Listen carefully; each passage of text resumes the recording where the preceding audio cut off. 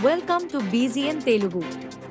America అంతరిక్ష పరిశోధన సంస్థ నాసా అనంత విశ్వంలోని రహస్యాలను తెలుసుకునేందుకు 1977లో ప్రయోగించిన వోయేజర్ 1 స్పేస్ షిప్ కొన్ని నెలల మౌనం తర్వాత మళ్లీ స్పందించింది. భూమికి సుమారు 2400 కోట్ల కిలోమీటర్ల దూరం నుంచి హాయ్ నేనే V1ను అంటూ నాసాకు సందేశం పంపింది. నాసా గ్రౌండ్ కంట్రోల్ సెంటర్కు సమాచారాన్ని చేరవేసింది. ఈ విషయాన్ని నాసా వోయేజర్ 1X హ్యాండిల్ ద్వారా ప్రకటించింది.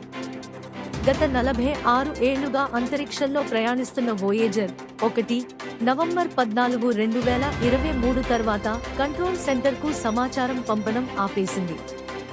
కానీ స్పేస్ షిప్ కంట్రోలర్ల నుంచి ఆదేశాలు స్వీకరిస్తూనే ఉంది. వోయేజర్ 1లోని ఒక మెమొరీ చిప్ సరిగ్గా పనిచేయకపోవడమే ఇందుకు కారణమని నాసాకు చెందిన జెట్ ప్రొపల్షన్ లేబొరేటరీ బృందాలు ఈ ఏడాది మార్చిలో గుర్తించాయి. ఆ చిప్ను కోడింగ్ ద్వారా సరిచేశాయి. దీంతో అది తిరిగి సమాచారం పంపడం మొదలుపెట్టింది. వోయేజర్ 1 కీలక డేటాను తిరిగి పంపుతోంది. దాని ప్రస్తుత పనితీరు గురించి వివరించడంతో పాటు అందులోని పరికరాలు ఎలా పనిచేస్తున్నాయో సమాచారం పంపింది.